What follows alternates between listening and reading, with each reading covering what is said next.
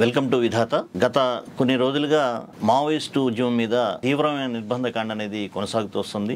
Operation Kagar పేరుతో కేంద్ర బలగాలు మొత్తం దండకారణ్యాన్ని కానీ అబూజ్మాడి ఇవన్నీ మొత్తాన్ని కూడా జల్లెడ బట్టి మావోయిస్టులని నిర్మూలించే క్రమంలో ఆపరేషన్ కగార్ అనేది సాగుతూ ఉన్నది. ఈ నేపథ్యంలో విప్లవోద్యమం మీద, మావోయిస్టు ఉద్యమం మీద, అసలు సాయుధ పోరాటం మీద అనేక రకాల చర్చలు జరుగుతూ ఉన్నాయి. ఈ నేపథ్యంలో వాటన్నిటి గురించి చర్చించడానికి మనతో పాటు ఉన్నారు జేవి చలపతిరావు గారు. జనశక్తి అప్పట్లో జనశక్తిలో పనిచేశారు, ఇప్పుడు న్యూ డెమోక్రసీ కేంద్ర కమిటీ సభ్యులుగా ఉన్నారు. నమస్కారం అండి. నమస్తే సార్, వెల్కమ్ టు విధాత. మా స్టూడియోకి వచ్చినందుకు థ్యాంక్స్. ఇప్పుడు మనం చూస్తాను, గత కొద్ది రోజులుగా ఆపరేషన్ గగార్ పేరుతో ఒక మావోయిస్టు ఉద్యమం మీద బలమైన నిర్బంధకాండ అనేది కొనసాగుతూ ఉంది. దీని నుంచి లోపలికి వెళ్లే ముందు అసలు మనం మొదటి నుంచి, ఎందుకంటే చాలా మందికి ఇప్పుడు అసలు అప్పట్లో ఏం జరిగింది, అప్పుడు ఈ ఉద్యమం ఎందుకు వచ్చింది అనే విషయాలు చాలా ప్రైమరీగానే తెలుసు. కొంత ఇప్పుడు వస్తున్న తరం వాళ్ళకైతే అది కూడా తెలియదు. అసలు ఈ మావోయిస్టు ఉద్యమం, నక్సల్బరీ ఉద్యమం, సాయుధ పోరాటానికి వెళ్లాల్సిన ఇది ఎందుకు భారతదేశంలో అనివార్యమైంది? ముందుగా విధాత డిజిటల్ మీడియా ఛానల్ కు మా సిపిఎంఎల్ న్యూ డెమోక్రసీ పార్టీ తరఫున ప్రత్యేకమైనటువంటి అభినందనలు. Thank you sir. మీరు మావోయిస్ట్ అఫైర్స్, ప్రజెంట్ అఫైర్స్ మీద, దాని మీద ఈ ఛానల్ కార్యక్రమాన్ని మా నుండి కొన్ని ప్రశ్నలు వేసి జవాబులు తీసుకోవాలనుకుంటున్నారు. ఓకే, నక్సల్బరీ ఉద్యమం అనేటువంటిది అది పార్లమెంటరీ ప్రజాస్వామ్యం అనే వైఫల్యం మీద ఆధారపడి కమ్యూనిస్టులు సాయుధ పోరాట పందాను చేపట్టారు. దీనికన్నా ముందు తెలంగాణ సాయుధ పోరాటమే భారతదేశంలో సాయుధ పోరాట పందా అనేటువంటిది మొదటి ఆవిష్కరణ. సాయుధ పోరాట పందా అనేటువంటిది, ఈ సాయుధ పోరాట పందా అంటే రష్యా విప్లవం వచ్చింది, అది ఇన్సరక్షన్ అంటారు, ఆకస్మికంగా తిరుగుబాటు అది. కానీ ఇది దీర్ఘకాలిక సాయుధ పోరాట పందా అనే అవగాహనతో తెలంగాణ సాయుధ పోరాటం అనేటువంటిది కూడా రావడం జరిగింది. నిజాం సర్కార్కు వ్యతిరేకంగా పోరాటం ప్రారంభమైన, ఆంధ్ర మహాసభతోని హక్కుల ఉద్యమం, ప్రజాస్వామిక ఉద్యమం ప్రారంభమైన, అది భూస్వామ్య వ్యతిరేక పోరాటంగా, జమీందారుల వ్యతిరేకంగా, జాగీర్దారుల వ్యతిరేకంగా పోరాటంగా అది అభివృద్ధి చెందింది. రజాకారుల వ్యతిరేకంగా కూడా అభివృద్ధి చెంది, అది భూమి సమస్యను కేంద్ర బిందువుగా ముందుకొచ్చి అది సాయుధ పోరాట పందాగా ఉనికిలోకి వచ్చింది. కానీ భారత కమ్యూనిస్టు పార్టీ, ఉమ్మడి కమ్యూనిస్ట్ పార్టీ ఆ పోరాటాన్ని ముందుకు తీసుకుపోవడంలో ముగిసలాడారు. తర్వాత దానికి ద్రోహం చేశారు అనేటువంటిదే మేము కమ్యూనిస్ట్ విప్లవకారులుగా భావిస్తాం. ఆ పోరాటం అలానే కంటిన్యూ చేయాల్సి ఉండే, చేయలేకపోయారు. చేయకపోవడానికి భారత విప్లవ పందా రష్యా మోడల్ వస్తుంది అనేటువంటి విశ్వాసం అనేటువంటిది ఆనాడు ఉన్నటువంటి ఉమ్మడి కమ్యూనిస్ట్ పార్టీకి ఎక్కువగా ఆలోచన ఉంది. అయితే అది ఉండాల్సిన అవసరం లేదు, ఎందుకంటే 49 నాటికే చైనా విప్లవ పందా విజయవంతమైంది, జన చైనా ఏర్పడింది మావో నాయకత్వంలో. దాన్ని తిరిగి పునఃసమీక్షించి కొత్తగా ఆలోచించాల్సినటువంటి అవసరం, కొత్తగా పోరాట పందాను రూపొందించుకోవాల్సిన అవసరం భారత కమ్యూనిస్టులకు ఉండే. 46 నుంచి 51కి జరిగిన తెలంగాణ సాయుధ పోరాటాన్ని ఆ దిశలో నడపడానికి వాళ్ళకి అవకాశం ఉండే. అవకాశాన్ని పక్కదారి పట్టారు. నెహ్రూ ప్రజాస్వామ్యవాదిగా, నెహ్రూ ఒక సోషలిస్టు అనేటువంటి భావనకు కొత్తగా స్వాతంత్రం వచ్చి, నెహ్రూ మీద ఇండియన్ కమ్యూనిస్ట్ పార్టీకి, నాయకులకు భ్రమ ఎక్కువ ఉన్నది. అందుకే తెలంగాణ సాయుధ పోరాటం విస్తృతి అనేది జరగలేదు. ఆ విస్తృతి అనేది జరగకపోవడంతో అప్పుడు పార్లమెంటరీ ఎన్నికలకు పరిమితమయ్యారు కమ్యూనిస్టులు. నెహ్రూ మీద ఆధారపడ్డారు. జాతీయ వ్యాప్తంగా కాంగ్రెస్ పార్టీ తర్వాత కమ్యూనిస్ట్ పార్టీ రెండవ పార్టీ పెద్దది. అప్పట్లో పెద్ద ఎత్తున విజయాలు సాధించి అపోజిషన్ పార్టీగా ఉన్నారు. కానీ పార్లమెంటరీ ప్రజాస్వామ్యం అనేటువంటిది దానిలో క్రమక్రమంగా సింక్ అవుతూ వచ్చారు. అది మనం గమనించాల్సిన విషయం. అయితే భూమి సమస్య అసలు 69 ఏర్పడేదానికన్నా ముందే ఇంటర్నేషనల్ కమ్యూనిస్ట్ మూవ్మెంట్లో గ్రేట్ డిబేట్ వచ్చింది. మావో నాయకత్వంలో క్రిశ్చవ్ లైన్కు వ్యతిరేకంగా పోరాటం వచ్చింది. ఆ గ్రేట్ డిబేట్ అనేటువంటిదే శాంతియుత పరివర్తన సిద్ధాంతం క్రిశ్చవ్ది. ఇక ప్రపంచంలో న్యూక్లియర్ ఆస్పెక్ట్ అనేది వచ్చింది. వర్గ పోరాటాలు, విప్లవాలు చేస్తే సామ్రాజ్యవాదులకు కోపం వస్తుంది, ఆగ్రహం వస్తుంది. అందుకొరకు మనం విప్లవాలు అనేటువంటిది కాదు, ఇప్పుడు శాంతియుతంగానే పరివర్తన సిద్ధాంతం ద్వారానే సమాజాన్ని పరివర్తన చేద్దాం రష్యా దానికి సోషలిస్ట్ కేంద్రంగా ఉన్నది. ప్రపంచం అంతటి కూడా ఒక ప్రజాస్వామిక పరివర్తన నుంచి క్రమానుగతంగా వర్కింగ్ క్లాస్ కార్మిక వర్గం యొక్క ప్రయోజనాలను కాపాడదామనేటువంటి నినాదం ఆనాడు క్రిచ్చెవ్ సోవియట్ యూనియన్లో ఇచ్చాడు. సోవియట్ యూనియన్లో సోషలిజం కాదు, వర్గాలే లేవు, కమ్యూనిజం వచ్చింది, ఇంకా వర్గ పోరాటం చెల్లింది అనేటువంటి సమస్య నుంచి ఆయన తీసుకొచ్చిన లైన్ అనేటువంటిది ప్రపంచవ్యాప్తంగా విప్లవ పోరాటాలకు పులి స్టాప్ పెట్టాలనేటువంటి వాదనకు, సాయుధ పోరాట పందాకు, మార్క్సిజం యొక్క మౌలికమైనటువంటి కమ్యూనిస్ట్ ప్రణాళికలో వర్గాలు, వర్గ పోరాటం, సాయుధ పోరాటం అనేటువంటిది అంటే బలప్రయోగంతోనే సమాజం మారుతుందనే అవగాహనకు భిన్నంగా ఆయన ముందుకు వచ్చారు. అది మౌలికమైనటువంటిది. అట్లా మావో నాయకత్వంలో ఈ గ్రేట్ డిబేట్ అనేటువంటిది కొనసాగింది. ఆ డిబేట్లో భాగంగానే భారత కమ్యూనిస్టు పార్టీ విభజనకు గురైంది. అంతర్జాతీయ అంశాల మీద ప్రధానంగా చర్చ కేంద్రీకరించబడ్డది. తర్వాత కాలంలో రెండుగా సిపిఐ నుంచి సిపిఎం అనేది ఏర్పడడం, గ్రేట్ డిబేట్ను సిపిఎం అంగీకరించడం, సిపిఎం కూడా ఈ దేశంలో సాయుధ పోరాట పందాన్ని తీసుకుంటాం, ఈ దేశంలో వర్గ పోరాటాన్ని తీవ్రం చేస్తాం అనే రాజకీయ వైఖరి తీసుకున్న సిపిఎం దాన్ని కంటిన్యూ చేయలేదు. 64లో విభజనకు గురైంది. 68లో నక్సల్బరీ పోరాటం, భూమి సమస్య మీద పోరాటం వచ్చింది. 68, 69లో ఆనాడు బంగ్లా కాంగ్రెస్ యునైటెడ్ గవర్నమెంట్ లో సిపిఎం ప్రభుత్వంలో చేరింది. జ్యోతిబాస్ హోమ్ మినిస్టర్ అయ్యాడు. భూమి సమస్య మీద నక్సల్బరీ పోరాటం, ఆ పోరాటం మీద ప్రభుత్వం తన నిర్బంధాన్ని కొనసాగించి జ్యోతిబాస్ హోమ్ మినిస్టర్గా ఉండి ఆ నిర్బంధం అనేటువంటిది ఉనికిలోకి రావడంతో సిపిఎం యొక్క నిజస్వరూపం అనేటువంటిది బయటపడింది. ఇది గ్రేట్ డిబేట్కు రెడీ లేదు, వర్గ పోరాటాలకు రెడీ లేదు, సాయుధ పోరాట పందకు రెడీ లేదు అనేది అప్పుడు సిపిఎంకు వ్యతిరేకంగా అంతర్గత పోరాటం జరిగింది. నక్సల్బరీ పోరాటం అనేటువంటిది కేంద్ర బిందువుగా సిపిఎంలో అంతర్గత పోరాటం సాగి కమ్యూనిస్టు విప్లవకారులంతా కూడా బయటకు రావాలనేటువంటి వైఖరితోని సిపిఎం అనేటువంటిది ఎంత మాత్రం ఇది కమ్యూనిస్టు పార్టీ కాదు, నయా revisionist party. CPI revisionist party అయితే ఇది నయా రివిజనిస్ట్ పార్టీ. ఇది విప్లవం అంటది, సాయుధ పోరాటం అన్నది ఆఖరికి ద్రోహం చేసింది. నక్సల్బరీ పోరాటం వచ్చిన తర్వాత జ్యోతిదారులకు వ్యతిరేకంగా రైతులు, ఆదివాసీలు, సంతాళ్ల పోరాటం ముందటికి వస్తే ఈ పోరాటం అనేటువంటి దాన్ని అణిచినటువంటి పాత్ర దానికి ఉన్నది. అందుకే వాళ్ళు ఎంత మాత్రం కమ్యూనిస్టులు కాదు, నయా రివిజనిస్టులు. అందుకే నయా రివిజనిజానికి వ్యతిరేకంగా పోరాటం కమ్యూనిస్టు విప్లవకారులంతా కూడా సరైన విప్లవ పార్టీని నిర్మించాలా, కమ్యూనిస్ట్ పార్టీని నిర్మించాలా అనేటువంటి యాంగిల్లోనే నక్సల్బరీ పోరాటం మనం ఇక్కడ ఉనికిలోకి వచ్చింది. దాని మీద ఆధారపడే భారత విప్లవ పందా చర్చించబడ్డది.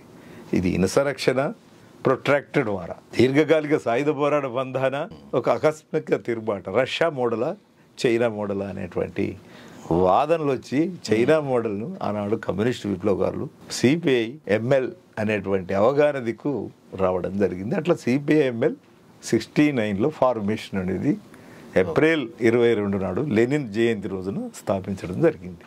అట్లా నక్సల్బరీ పొందా ఉనికిలోకి వచ్చింది. ఇప్పుడు మీరు అన్నారు నయా రివిజనిజం సిపిఎం, రివిజనిజం సిపిఐని. ఇప్పుడు వాళ్ళు రివిజనిస్ట్ పార్టీలుగా మీరు వాటిని అంచనా వేస్తున్నారు. అంచనా కాదు, నిర్ధారించారు. అయితే ఈ విప్లవ పార్టీలు సాధించింది ఏంటి ఇప్పటి వరకు? విప్లవ పార్టీలు సాధించింది అనేటువంటిది, విప్లవ పార్టీలు ఏం చేయాలి? విప్లవం సాధించాలి. విప్లవం అనేటువంటిది ఇప్పటికి సాధించబడలేదు. విప్లవ పార్టీలు విప్లవం సాధించాలా అంటే ఈ దేశంలో ఉన్నటువంటి కార్మిక వర్గాన్ని, కష్టజీవులను, అంటే కార్మికులను, రైతులను, మధ్యతరగతి ప్రజలను, దాంతోపాటు జాతీయ బూర్జా వర్గాన్ని, 4 వర్గాలను సమీకరించి ఈ దేశంలో ఉన్న బడా బూర్జువా, భూస్వామ్య వర్గాలకు వ్యతిరేకంగా, సామ్రాజ్యవాదులకు వ్యతిరేకంగా పోరాటం అనేటువంటిదే వేసుకున్నటువంటిది. ఆ వేసుకున్నటువంటి కర్తవ్యం అనేటువంటి దాన్ని సాధించడం అనేటువంటిది ఇప్పటికీ సాధించలేదు. ఇప్పుడు ఇది బేసిక్ అంశం. అదే ఇప్పుడు ఈ టార్గెట్ అనేటువంటిది సాధించలేదు, లక్ష్యము సాధించబడలేదు. ఓకే, ఈ విప్లవ పార్టీ 55-56 సంవత్సరాలలో ఏమి సాధించింది? పాలక వర్గాల నుంచి ఒక వాదన ఉన్నది, హింసావాదులు సమాజాన్ని అభద్రతకు గురి చేస్తున్నారు, అశాంతిని సృష్టిస్తున్నారు అనేటువంటిది వాళ్ళ నుంచి ఉంటది. వీళ్ళకి పార్లమెంటరీ ప్రజాస్వామ్యం మీద విశ్వాసం లేదు, వీళ్ళు సాయుధ పంద అంటున్నారు. అసలు పార్లమెంటరీ ప్రజాస్వామ్యమే ఉన్నతమైంది, అంబేద్కర్ రచించినటువంటి భారత రాజ్యాంగమే ఉన్నతమైంది అనేటువంటిది, అంటే ప్రపంచంలో ప్రజాస్వామ్యం కన్నా ఉన్నతమైంది లేదు అనేటువంటి అదే ఫైనల్ టార్గెట్ అనేటువంటి కాడి నుంచి ఆలోచన అదే నిర్ధారిస్తున్నారు. అందువలన అదే దానికి భిన్నంగా వ్యవహరించినటువంటి వాళ్ళంతా నేరస్తులే. సాయుధ పోరాట బంధ అంటే హింసనే కదా, అంటే రెండు వర్గాలు, వర్గ పోరాటం, ఒక వర్గం ఇంకో వర్గాన్ని బలప్రయోగంగా అణిచివేయడం అనేటువంటి సబ్జెక్టు. అంటే ఇప్పుడు దోపిడి వర్గం అధికారంలో ఉన్నది, ఈ దోపిడీ వర్గంకు వ్యతిరేకంగా పీడిత వర్గాలకు నాయకత్వం వహించి ఆ వర్గాన్ని కూల్చడం అనేటువంటి సూత్రీకరణ ఉన్నది. కాబట్టి హింస అనేటువంటిది సహజంగానే ఉనికిలోకి వస్తుంది. ఆ హింసావాదులు వీళ్ళ సిద్ధాంతం హింస కాదు, సిద్ధాంతం సమానత్వం, ఆచరణలో సిద్ధాంతం కమ్యూనిజం, వర్గాలు లేని సమాజం. సిద్ధాంతం హింస కాదు, కానీ ఆ సిద్ధాంతం సాధించాలి అని అంటే ఇప్పుడు ఉన్నటువంటి హింస చేస్తున్నటువంటి వాళ్ళకి వ్యతిరేకంగా పోరాడితే హింస అవుతుంది.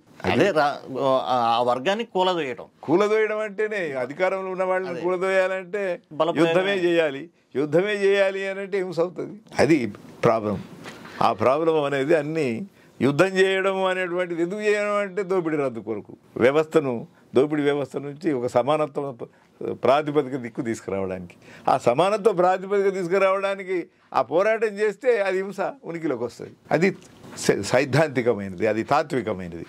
ఇదే సిద్ధాంతం ఇప్పుడు విప్లవోద్యమ పార్టీల్లో వచ్చినన్ని చీలికలు బహుశా వేరే పార్టీల సంగతి పక్కన పెడదాం. విప్లవోద్యమంలో విప్లవ పార్టీలుగా ఉన్నవి అనేక చీలికలకు గురయ్యాయి. ఇప్పుడు మనకి మీరు చెప్తున్నది ఖచ్చితంగా టార్గెట్ ఆ రాజ్యాధికారంలో ఉన్న శక్తుల్ని కూలదోయటం, దాంట్లో హింస అనేది భాగం అవుతుంది. ఇది క్లియర్గా ఉంది. ఈ ఒక్క విషయంలో మరి ఎందుకు ఇన్ని చీలికలు పేలికలు అయిపోయాయి? ఇది అంటే సిద్ధాంతంలో అవగాహనలో సమస్య, లేదంటే నాయకుల వ్యక్తిగత ఈగోల వల్ల ఇట్లా చీలికలు వచ్చినాయి? దీన్ని ఎట్లా చూస్తారు మీరు? అంటే ప్రపంచాన్ని మార్చాలి, ప్రపంచంలో నిర్దిష్టంగా ఈ భారతదేశాన్ని మార్చాలి అంటే ఈ దేశం యొక్క సామాజిక ఆర్థిక రాజకీయ స్వభావం ఏమిటి అనేటువంటిది మౌలికమైంది. అది దాని మీదనే ఆధారపడి, అంటే దీన్ని నిర్ధారించడంలో ఒక్కొక్క ఈ దేశం ఏమి దేశం, ఈ దేశంలో ఉన్న పాలకుల యొక్క క్యారెక్టర్ ఏమిటి. నేను చెప్తున్నది ఏంటిది, సామ్రాజ్యవాదులు ఈ దేశానికి శత్రువులు, బడా పెట్టుబడిదారులు ఈ దేశానికి శత్రువులు, బడా భూస్వాములు ఈ దేశానికి శత్రువులు. వీళ్ళ వలన ఈ దేశంలో కార్మిక వర్గము, రైతులు, మధ్యతరగతి ప్రజలు, జాతీయ బూర్జా వర్గం, ఈ 4 ప్రధానమైన వర్గాలు పీడించబడుతున్నాయి. అంటే 190% ఇవాళ దేశంలో పీడించబడుతున్నాయి. 10% చేతిలోనే ఉత్పత్తి సాధనాలు ఉన్నాయి. ఉత్పత్తి సాధనాలన్నీ వాళ్ళ చేతిలో ఉన్నాయి కాబట్టి ఉత్పత్తి సాధనాలు వాళ్ళ చేతిలో పెట్టుకుని అన్నీ చేస్తున్నారు, అణిచివేస్తున్నారు, శ్రమశక్తిని కొల్లగొడుతున్నారు, అదనపు విలువను కొల్లగొడుతున్నారు. అందువలన ఈ దేశాన్ని మార్చాలి అంటే ఏం చేయాలి అంటే ఈ దేశంలో ఎవరు మిత్రులు ఎవరు శత్రువులు అనే స్పష్టమైన గీత గీయాలి. శత్రువులకు వ్యతిరేకంగా పోరాటం, మిత్రులను కూడగట్టడం అనేటువంటిదే కార్యక్రమం ఏంటిది? మా కార్యక్రమం ఏంటిది? ఈ సమాజాన్ని విశ్లేషించడం, సమాజాన్ని అర్ధవలస అర్ధ భూస్వామ్య వ్యవస్థగా మేము 69 కార్యక్రమం రూపొందించినప్పుడు, తర్వాత అంతకుముందు 47కు ముందు కమ్యూనిస్ట్ పార్టీ భారతదేశంలో ఉనికిలోకి వచ్చినప్పటి నుండి కూడా భూస్వాములు, పెట్టుబడిదారులు, సామ్రాజ్యవాదులే మాకు శత్రువులు అని ప్రకటించినటువంటిది అన్ని సందర్భాలు ఉన్నది. దాదాపు కమ్యూనిస్ట్ పార్టీలు అన్నీ కూడా ఇదే మాట్లాడతాయి. ఇదే సామ్రాజ్యవాదం సిపిఐ ఉన్నది. సామ్రాజ్యవాదం మాట్లాడదా? భూస్వాములు మాట్లాడదా? పెట్టుబడిదారు మాట్లాడుతుంది. అంటే ఏంటిది? మార్చడం అనేటువంటిది పార్లమెంటరీ ప్రజాస్వామ్య పద్ధతిలో ప్రజలను చైతన్యవంతం చేసి కొత్త చట్టాలు తీసుకొచ్చి పరివర్తన చేస్తామనేటువంటిది వాళ్ళ వాదన. ప్రపంచంలో పార్లమెంటరీ ప్రజాస్వామ్యం పద్ధతుల్లో ఇప్పటికీ సమాజాలు మారలేదు.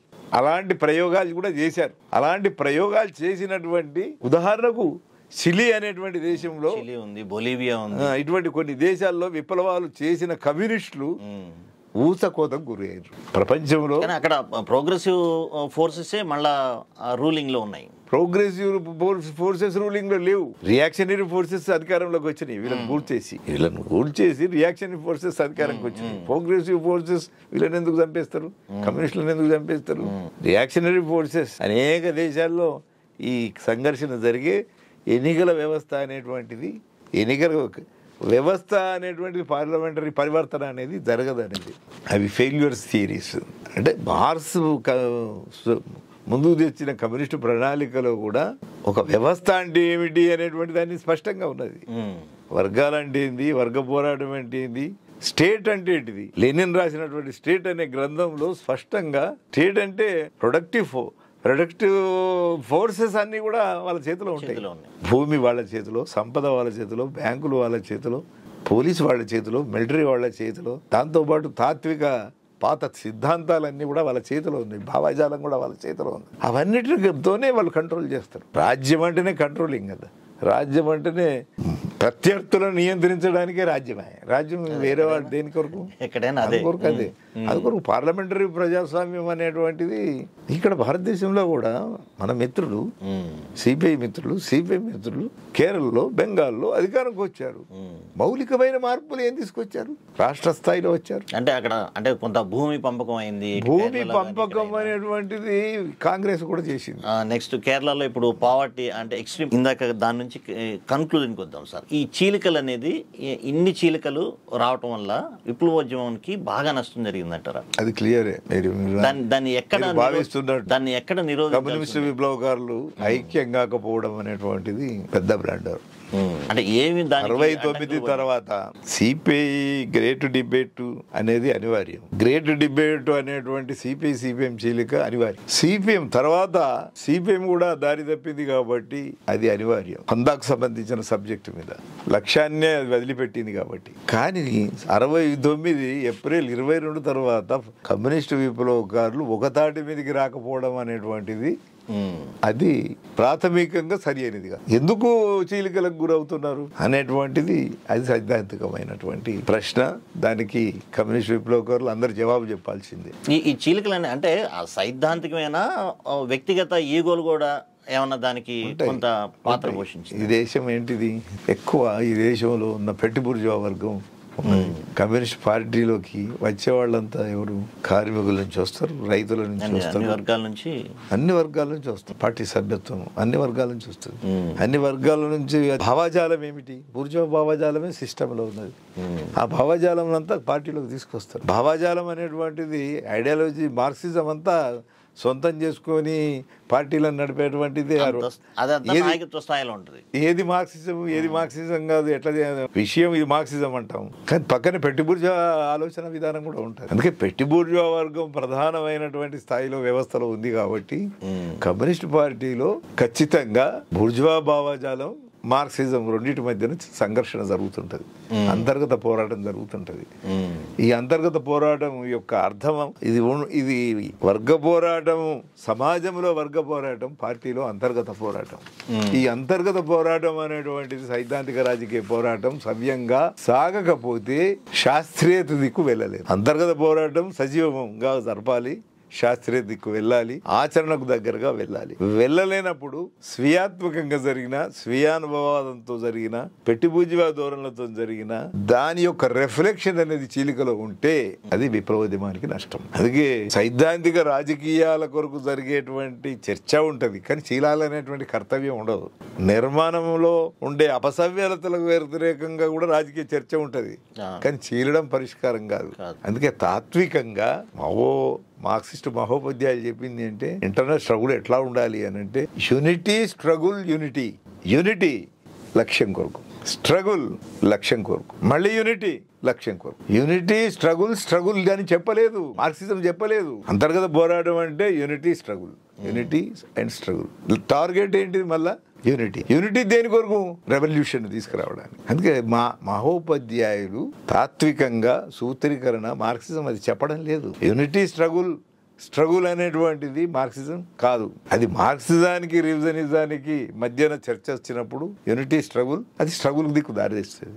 సిపిఐ ఏర్పడే సిపిఐ చీలికలకు యూనిటీ స్ట్రగుల్ దిక్కు పోయింది. సిపిఎంలో యూనిటీ స్ట్రగుల్ దిక్కు పోయింది. కానీ కమ్యూనిస్టు విప్లవకారులు ఈ దేశం యొక్క ప్రధానమైన అంశాల మీద ఏకీభావం, సైద్ధాంతిక అంశాల మీద ఏకీభావం ఉన్న తర్వాత యూనిటీ స్ట్రగులే అనేది ఉండదు. యూనిటీ ఉంటుంది. ఈ తాత్వికత మార్క్సిజం అంటే తాత్వికత మీద పార్టీ నడుస్తుంది. మార్క్సిజం లెనిజం మావోయిజం మీద ఆధారపడి, సిద్ధాంతం మీద ఆధారపడి పార్టీ నడుస్తుంది. ఒక పార్టీ సభ్యుడు ఎట్లా తన పార్టీలు తన ప్రవర్తన ఎట్లుండాలి అని అంటే ideology base, non ideology base కాదు. బయట ఉన్న బూర్జువా ఫిలాసఫీ కాదు, బయట ఉన్నటువంటి ఇతర రకరకాల అనార్కీ కాదు. ఐడియాలజీ అనేటువంటి దాని మీద ఆధారపడినటువంటి వాడే మార్క్సిజం లెనినిజం మావోయిజం ఉన్నవాడే, తాత్వికత ఉన్నవాడే పార్టీలో ఉండాలి. పార్టీలో సాధారణమైన సభ్యుడు వేరు, ఉన్నతమైన కమిటీలకు వచ్చినటువంటి వాడు ఈ స్థాయిలో ఉండాలి. ఆ స్థాయిలో లేనటువంటి వాడు ఉంటే పార్టీ ధ్వంసం అవుతుంది. వెస్టర్న్ ఇంట్రెస్ట్లు ఉంటే కుదరదు. Ideology is the only main target. అందుకే యూనిటీ ఉన్నది పార్టీలో. అదే ఈ చీలికలన్నీ తప్పు, బ్లండర్. కారణాలు ఏమైనా, ఎట్లా సమర్థించుకున్నా, ఏ రూపంలో సమర్థించుకున్నా అది విప్లవోద్యమానికి నష్టం చేసినాయి.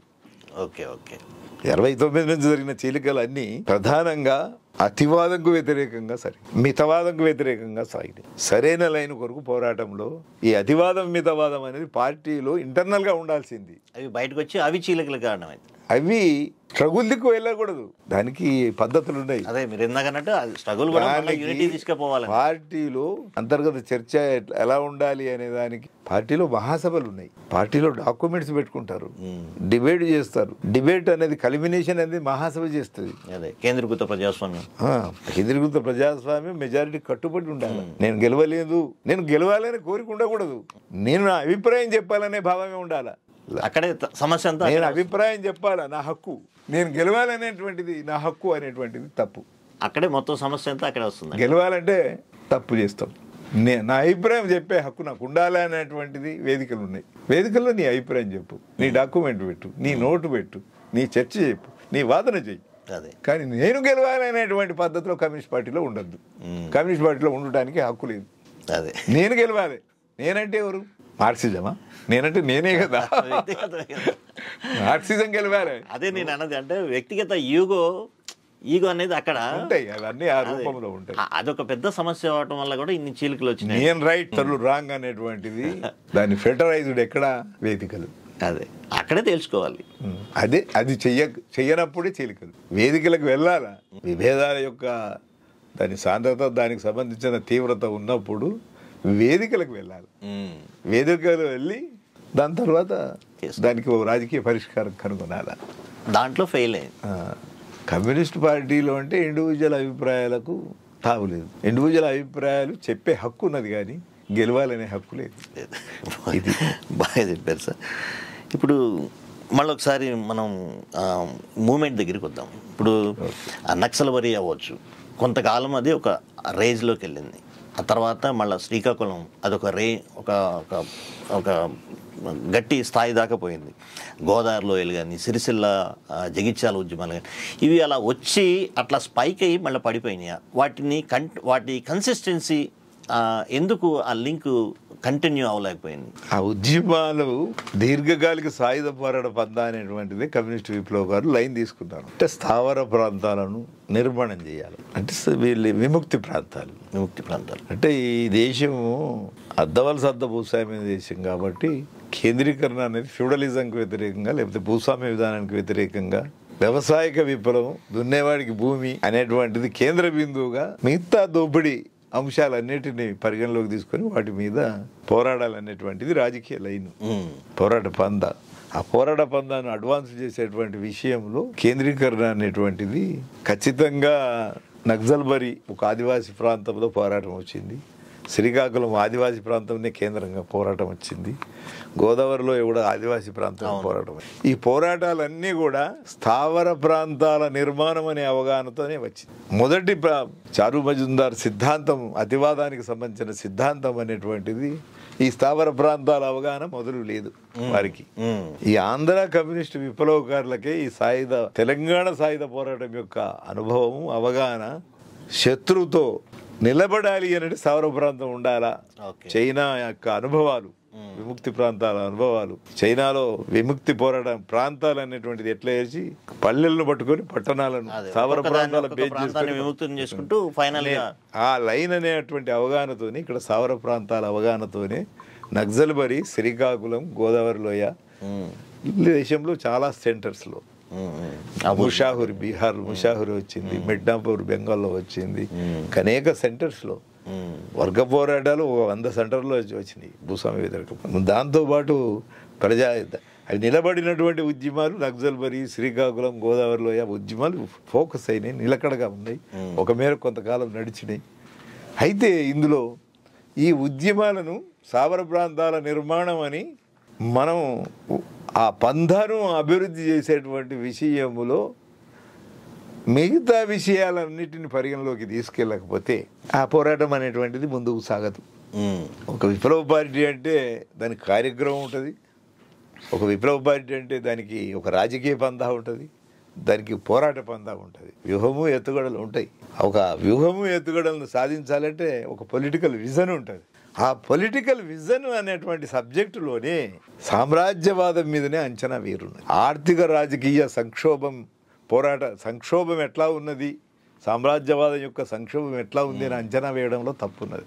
భారత పాలక వర్గాలు, ఈ దేశంలో ఉన్న పార్లమెంటరీ ప్రజాస్వామ్యం, ఈ దేశంలో రాజ్యం, దాని బలగాలు, దాని మీద అంచనా వేయడంలోనే తప్పు. అందుకే అతివాద పెడదోరందికే పోయిన కాలం అంతా కూడా 68, 69 నుంచి 72 నాటికే శ్రీకాకుళం పోయిందండి. అంటే ఎన్ని సంవత్సరాలు అండి? చాలా చిన్న సమయం. 68, 69, 72కే చార్మినార్ మరణించిండు. 72కు వరకే శ్రీకాకుళం కూడా దెబ్బతిన్నది. ఎన్నదేంటిది 72 తర్వాత కూడా గోదావరిలో ఉన్నది. గోదావరిలో ఉన్నది కానీ అది సాయుధ పోరాట స్థాయికి వెళ్ళలేదు. వాళ్ళు సాయుధ పోరాటం అనేటువంటి ఇక్కడ కూడా సాయుధ పోరాటాన్ని అవగాహనతో ఇక్కడ ప్రారంభించారు. దళాలు కూడా ఏర్పడ్డాయి. సాయుధ పోరాట స్థాయికి తీసుకెళ్లాలనే ప్రయత్నం వెళ్ళలేదు. అప్పటికే ఆ 73లోనే చంద్రపుల్లారెడ్డి గారు దేశంలో ఈ ఉద్యమాల మీద అంచనా వేసి ఇదంతా కూడా అతివాదం, ఆంధ్ర కమ్యూనిస్ట్ విప్లవకారులు అతివాదం అనేటువంటి వైఖరి తీసుకోవడంతోనే ఇక్కడ గోదావరిలో ఆ ఉద్యమాన్ని ఎట్లా డెవలప్ చేయాలనేటువంటి వైఖరిని తీసుకున్నారు.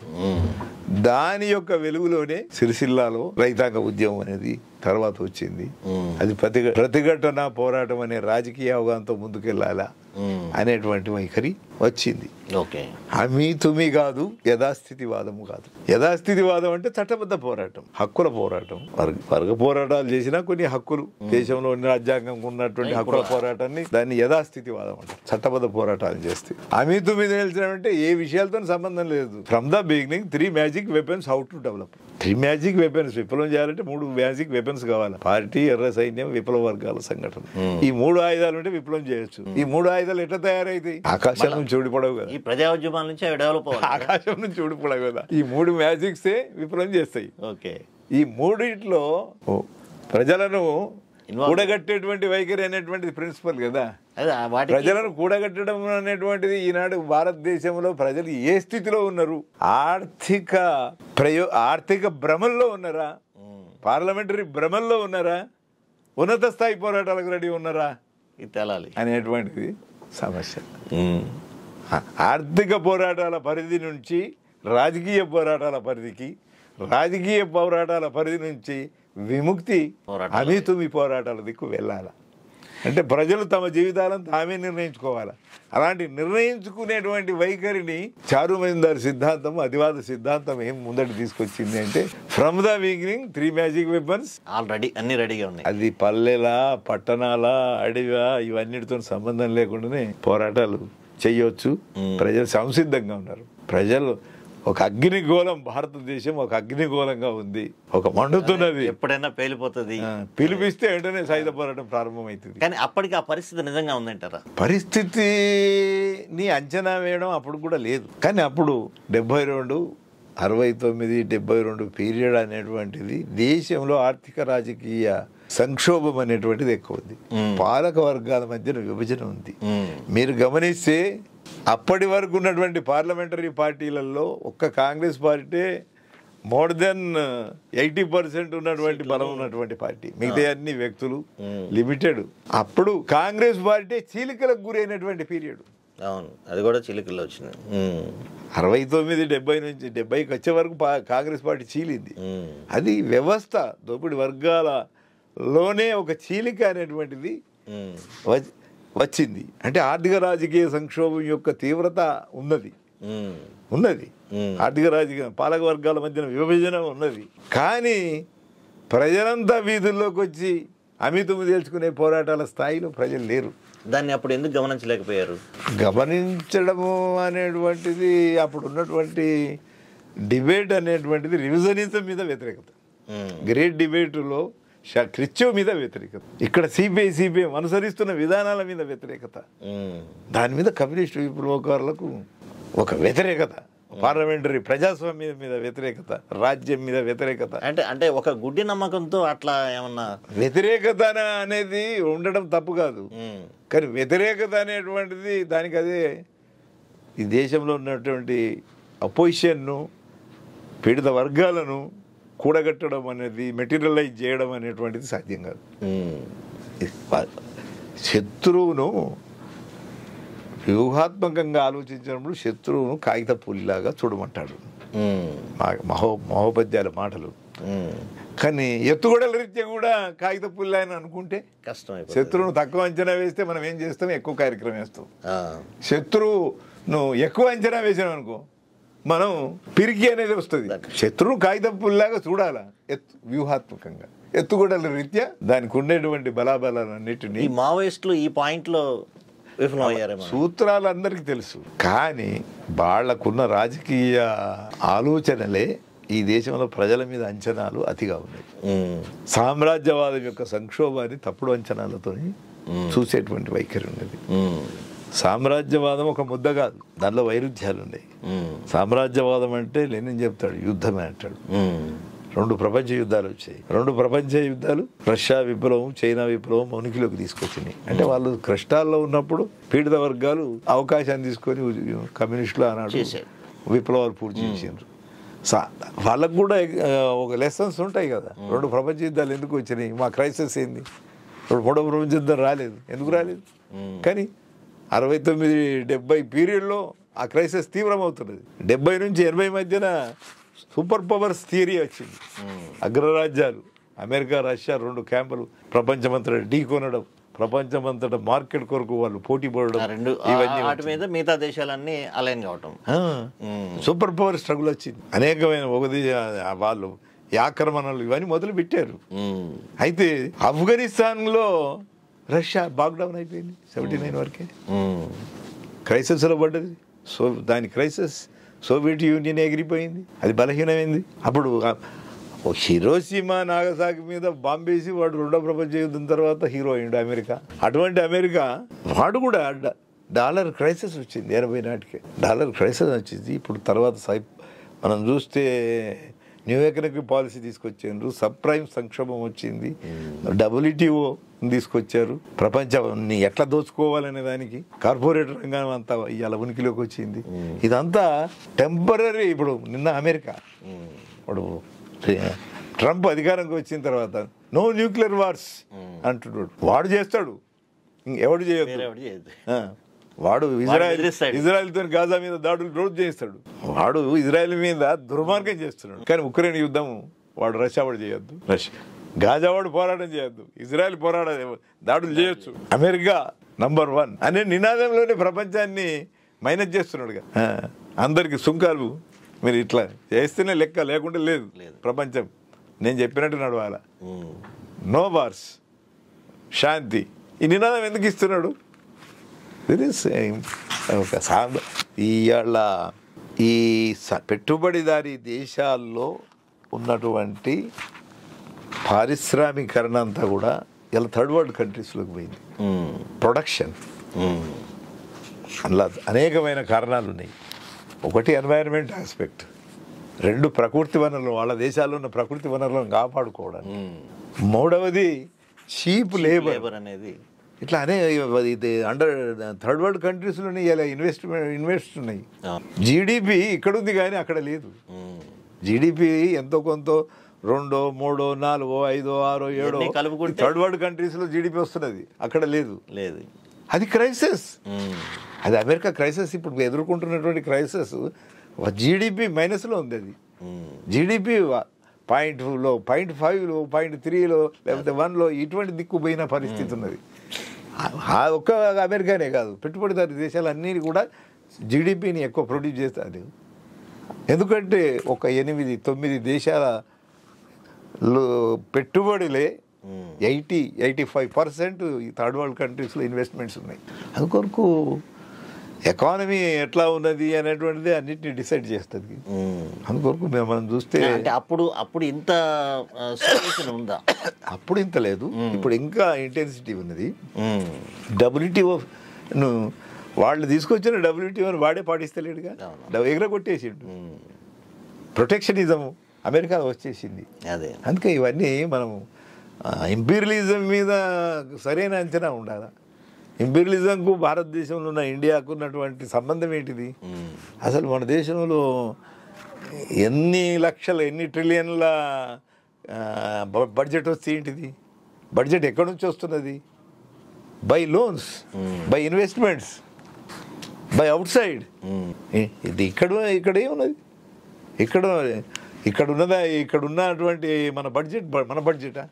దేశీయ పెట్టుబడిదారీ విధానం ఏం పెరుగుతున్నది? వాళ్ళ ఇన్వెస్ట్మెంట్స్ వస్తే మన దేశంలో పెట్టుబడిదారీ విధానం ఎట్లా పెరుగుతుంది? మన దేశంలో పెట్టుబడిదారీ విధానం పెరగదు, భారీ ఉత్పత్తి రాదు. ఇన్ని 79 సంవత్సరాల తర్వాత కూడా భారీ ఉత్పత్తి విధానం భారతదేశంలో ఎక్కడున్నది? ఇవాళ కూడా కార్పొరేట్ విధానాలు అనేటువంటి అగ్రేరియన్ సెక్టార్లో ఎంత వచ్చింది? వ్యవసాయం ఎట్లా ఉన్నది? అగ్రేరియన్ సెక్టార్లో భారీ ఉత్పత్తి రావాలి కదా. గ్రామాలలో ఈ చిన్న ఉత్పత్తిదారులు ఉండకూడదు కదా. 2 ఎకరాలు, 3 ఎకరాలు, 5 ఎకరాలు, 10 ఎకరాలు కూడా ఉండద్దు కదా. వాళ్ళని మింగేసేయాలి కదా. రాలేదు కదా, ఇంకా రాలేదు. మరి అందుకే భారతదేశం యొక్క ఎకానమీ, దీనికి సంబంధించినటువంటి క్యారెక్టర్ అనేటువంటి క్యాపిటలిజం కొందరు మాట్లాడుతున్నారు. క్యాపిటలిజం వచ్చింది ఇప్పుడు. వేణుగోపాల్ ఏమంటున్నాడు? క్యాపిటలిజం వచ్చి ఈ దేశంలో సాయుధ పోరాటం పంద, దీర్ఘకాలిక సాయుధ పోరాటం పంద నడవదు అని అంటున్నాడు. వాడు ఆశన్న అదే అంటున్నాడు. ఇవాళ ఒక ప్రకటన వచ్చింది ఒక సెంటర్ నుంచి, మాకు టైం కావాలా, మేము సరెండర్ కావడానికి లెటర్ ఒకటి. ఇది కూడా థర్డ్ బ్యాచ్. ఈ బ్యాచ్ కూడా థర్డ్ బ్యాచ్. వాళ్ళు ఏమంటున్నారు? లొంగిపోయేటువంటి చర్చని కదా. లొంగిపోయి చర్చ చేసినప్పుడు రాజకీయంగా ఒక అభిప్రాయానికి వచ్చిండ్రు కదా. ఏం అభిప్రాయానికి వచ్చిండ్రు? ఈ అతివాద కోణం నుంచి పోయి ఆఖరికి ఎడుదుకుపోయిర్రు. ఇక మేము దీన్ని నడపలేమనే కాడికి వచ్చి ఇది అసలు ఈ లైనే తప్పు అనేటువంటి కాడికి వచ్చారు. అంటే ఇంతకాలం ఇప్పుడు ఈ సాయుధ ఉద్యమం అనేది, దెబ్బలు తినడం అనేది ఇవాళే కొత్త కాదు. ఇంతకంటే ముందు కూడా, ఇంతకుముందు తెలంగాణలో తెల్లారులేసి ఎక్కడో చోట ఒక ఎన్కౌంటర్ అయ్యేది. ఇప్పుడు ఇదేమో కాన్సన్ట్రేటెడ్గా జరుగుతుంది. అంటే ఇన్ని సంవత్సరాల్లో రాను బలహీనపడుతున్నారు. ఇప్పుడు ఏంటంటే కొత్తగా మనిషి తాను దోపిడీకి గురవుతున్నాను అని తెలవకుండానే దోపిడీకి గురవుతున్నాడు. ఇట్లాంటి పరిస్థితి వచ్చింది. నక్సల్బరీ వచ్చింది, ఎందుకు విఫలమైంది అనేది కమ్యూనిస్ట్ విప్లవకారులు సమీక్షించుకోవాలి కదా. శ్రీకాకుళం ఎందుకు విఫలమైందని సమీక్షించుకోవాలి. గోదావరిలో సాయుధ పోరాటంగా ఎందుకు మారలేదని సమీక్షించుకోవాలి కదా. నిన్న కరీంనగర్ నిర్మాణం చేస్తే ఆ కరీంనగర్ ఎందుకు నిలబడలేదని సమీక్షించుకోవాలి కదా. సమీక్షించుకోకపోతే తప్పవుతుంది కదా. కొత్త అవగాహన, కొత్త అనుభవంతో పంథాను దాన్ని మార్చుకుంటూ వెళ్ళాలి కదా. దానికి వెండికి అనుగుణంగా చేయాలి. అది చేయడంలో వైఫల్యం అనేది బాగా కనపడుతుంది. అందుకే ఇవాళ భారతదేశంలో సమాజంలో ఇప్పుడు మీరు ఒక ప్రశ్న వేసినారు, మీరు నిన్న పంపిన వాడుతున్నాం. సమాజంలో మార్పులు వచ్చినాయి, మార్పులు రాలేదనేది మేము చెప్పడం లేదు. మార్పులు వచ్చినాయి. ఎలాంటి మార్పులు వచ్చినాయి? వాడు అక్కడ నుంచి ఇన్వెస్ట్మెంట్ పెడతాడు, ఇక్కడ వీడు ప్రొడక్షన్ చేస్తాడు, వీడిక్కడ నుంచి ఈ శ్రమశక్తి అంతా అక్కడికి పోతుంది. అలాంటి దేశీయంగా పెట్టుబడిదారీ విధానం అనేది పెరగడం లేదు. మరి అదానీలు, అంబానీలు వీళ్ళంతా అంటే ప్రపంచంలో రిచెస్ట్ పర్సన్ గా ఎదిగిన మల్టీ నేషనల్స్ కదా. వాళ్ళకి ఒక్క ఇండియాలోనే ఎందుకుంటుంది? అంటే వాడు పెరిగింది ఇక్కడే కదా, వాడు డెవలప్ అయిందంతా ఇక్కడ ఉన్నది కావచ్చు. కానీ ఇక్కడ ప్రభుత్వాలు డైరెక్ట్ సహకారం చేస్తుంది. అక్కడ ఇన్వెస్ట్మెంట్స్ తోని కొల్యూడ్ అవుతున్నారు. కొలాబరేషన్ వాళ్ళు క్రమంగా ఇంటర్నేషనల్గా మల్టీనేషనల్స్గా ఈ ఒక దేశానికి సంబంధించిన పెట్టుబడిదారుడిగా ఎందుకున్నాడు. అనిలా కానీ అదాని కానీ వీళ్ళంతా ఒక దేశంలో, వాళ్ళ వ్యాపారాలు ఒక దేశంలో ఉన్నాయా? అనేక దేశాల్లో చేస్తున్నారు వాళ్ళ వ్యాపారాలు, అనేక దేశాల్లో వాళ్ళ పరిశ్రమలు, అనేక దేశాల్లో వాళ్ళ మైనింగ్, అనేక దేశాల్లో ప్రకృతి వనరులను కొల్లగొడుతున్నారు. అంటే ఇక ఒక దేశీయంగా కోరలు సాచిన పెట్టుబడిదారు ఎవరు? ఒక దేశం అనేది లేదు ఇప్పుడు భారతదేశం నుంచి అనుకుందాం. ఎందుకంటే భారతదేశంలో వాళ్ళ పెట్టుబడిదారీ సమాజమా కాదా అనే చర్చల్లో ఇప్పుడు ఇక్కడ ఎదిగిన వీళ్ళందరూ అల్టిమేట్గా అంతర్జాతీయ మల్టీనేషనల్ కంపెనీలుగా మారిపోతున్నాయి. మారకపోతే అది దాన్ని ఇంపీరియలిజం చట్టంలోకి పోకపోతే ఇక్కడ లైఫ్ ఎక్కడ ఉంటుంది? ఆ ఇంపీరియల్ చట్టంలోకి పోతేనే వీళ్ళకు ఆ ఎంట్రన్స్ అందులోకి పోతేనే అవన్నీ సాధ్యమవుతుంది. అందుకే ఒక దేశంకు సంబంధించిన పెట్టుబడి కాదు కదా ఫైనాన్స్ క్యాపిటల్ అంటే, దానికి వరల్డ్ వైడ్ క్యారెక్టర్ ఉంటుంది. అందుకొరకు అంతటికీ ఉంటుంది. అందుకొరకు సమాజంలో మార్పులు వచ్చినాయి. మేము ఈ ప్రిన్సిపల్ కాంట్రడిక్షన్, ఈ అర్ధవలస అర్ధ భూస్వామ్యం ప్రధాన వైరుధ్యం అనేటువంటి రాజకీయ చర్చలో ఇప్పుడు ఫ్యూడలిజం అనేది కూడా కొంచెం ట్రెడిషనల్ ఫ్యూడలిజం లేదని మేము కూడా చెప్తున్నాం. సాంప్రదాయ ఫ్యూడలిజం లేదు, కానీ ఆ ధోరణులు అయితే ఉన్నాయి కదా. చిన్న ఉత్పత్తి విధానమే సబ్జెక్టు. భూస్వామ్య విధానం అనేటువంటి క్యారెక్టర్లో చిన్న ఉత్పత్తి విధానం అనేటువంటిది ఒక అంశం. భారీ ఉత్పత్తి కాకపోతే పెట్టుబడిదారీ విధానం రావడం కష్టం. ఎందుకంటే ఇప్పుడు ఇప్పుడు సిద్ధాంతాలు ఏవైనా కూడా అల్టిమేట్గా ఇప్పుడు మొత్తం కూడా ఈ బీజేపీ ముందుకు తీసుకొస్తున్న దీని చుట్టూనే పోరాటాలు జరుగుతున్నాయి కదా. బీజేపీ అనేది కొత్తగా తెస్తున్నది కాదు, ఇదివరకు ఉన్న ప్రభుత్వాలు కూడా ఇప్పుడు వరల్డ్ వైడ్గా ఉన్నటువంటి ప్రపంచీకరణ అనేటువంటి దానిలోని భాగంగానే ఇవన్నీ కూడా వరల్డ్ ఎకానమీ నుంచే వస్తున్నటువంటి ఎకనామిక్ సంస్కరణల నుంచే ఎల్పిజి ప్రోగ్రాము, ఆ ఎల్పిజి ప్రోగ్రాం నుంచే మొత్తం ప్రపంచం, ఆ ప్రోగ్రామే నడుస్తున్నది. ఆ ప్రోగ్రాం నుంచే ప్రపంచం ఉన్నది. దానిలో ఏమన్నా పరివర్తన, ఇంకా కొత్త కొత్త రూపాలు ఇవన్నీ వచ్చిన భాగాలు ఉన్నాయి. అందుకొరకు దేశానికి ఖచ్చితంగా దీర్ఘకాలిక సాయుధ పోరాట పందానే ఈ దేశంలో అవకాశం. ఇప్పుడు మావోయిస్టులు ఇందాక మీరు అన్నట్టే ప్రకటన కూడా తీసుకొని వచ్చారు. ఇప్పుడు ఒక పక్కన లొంగుబాట్లు పెద్ద ఎత్తున జరుగుతున్నాయి, మరోవైపున ఎన్కౌంటర్స్ అవుతూ ఉన్నాయి. ఈ పరిస్థితుల్లో అసలు సాయుధ పోరాటానికి ఇప్పటికీ విలువ ఉందా, అవకాశం ఉందా? అంటే ఈ దశలో సాయుధ పోరాటము అంటే ముందు అనుకునే అంటే మామూలుగా మీరు అన్నట్టు ముందుగా 3 మ్యాజిక్ వీటికి ప్రజలందరినీ సమీకరించి అల్టిమేట్గా అటు తీసుకుపోవాలి. ఇది కాకుండా వాళ్ళు గెరిల్లా పోరాటంతో ఇది చేస్తూ వస్తున్నారు. ఇది ఇప్పటికీ అది వ్యాలిడిటీ ఉందా దానికి? వాళ్ళు కూడా జగిత్యాల ఉద్యమం, ప్రజా ఉద్యమం మొదలు నిర్మాణం చేశారు. రైతాంగ పోరాటాలు, భూస్వామ్య వ్యతిరేక పోరాటాలు చేశారు. ఎందుకంటే 69 చారు మజుందార్ అదొక పీరియడ్. ఓకే, 75 వరకు ఒక ఎక్స్పీరియన్స్ ఉంది. తర్వాత వీళ్ళు కొండపల్లి సీతారామయ్య గారి నేతృత్వంలో జగిత్యాల ఉద్యమము, తెలంగాణలో భూస్వామ్య వ్యతిరేక పోరాటాలు ఇవన్నీ తీసుకున్నారు. అయితే భూస్వామ్య వ్యతిరేక పోరాటాలు వచ్చేటువంటి ప్రజలను గెరిల్లా పోరాటంతో స్థావర ప్రాంతాలకు దాన్ని ఎట్లా జోడించాలనేటువంటి వైఖరి తీసుకున్నారు. సరే, అది ప్రారంభ దశ విస్తరణ జరిగింది. అయితే ఆ విస్తరణ అనేటువంటిది దేశంలో కార్మిక వర్గం అనేది ముఖ్యమైనది కదా. నువ్వు సౌర ప్రాంతం గురించి ప్రయత్నం చేయి, ఓకే, కానీ కార్మిక వర్గము దేశంలో కోట్లాది మంది కార్మిక వర్గం ఉన్నది. పోరాటం అంతా కూడా కార్మిక వర్గ విప్లవం కదా చేయాల్సింది. అంటే దాంట్లో మన పాత్ర లేదు, జరగాల్సిన పోరాటాలు దాంట్లో మన పాత్ర లేదు. నామినల్ ఉంది, వ్యక్తులు ఉన్నారు, కానీ ఒక పెద్ద మహా ఉద్యమం. ఇప్పుడు సెంట్రల్ ట్రేడ్ యూనియన్స్ ఉన్నాయి. విప్లవకారులు అనుకున్న ట్రేడ్ యూనియన్ ఏమున్నది? చాలా నామినల్. ఇంత 50 ఏళ్ల సంది ఏదో ట్రేడ్ యూనియన్ మూవ్మెంట్లో మేము పనిచేస్తున్నాం, కానీ అంతా ఒక నిర్ణయాత్మకమైనటువంటి పోరాటం చేయగలిగిన trade unions, trade union movements, ఆ వర్గము అనేటువంటి వీధుల్లోకి రాలేదు. అది మైనసే కదా. 2, దేశంలో అడవి ప్రాంతంలో ఉన్నటువంటి ఆదివాసీల జనాభా ఎంత? చాలా దేశంలో ఉన్న రైతులు పెద్ద ఎత్తున ఉన్నారు, అవును, కోట్లున్నారు. ఆ కోట్లాది రైతు కుటుంబాలను కూడా చలనంలోకి తేవాలి కదా. మరి అది ఈ ఒక్క స్థావర ప్రాంతం అది ఎట్లా నిలబడుతుంది? స్థావర ప్రాంతం అనే అవగాహన రైట్, కానీ అక్కడికి పోయినాము, అక్కడ కొంత బేస్ ఏర్పరచుకున్నాము.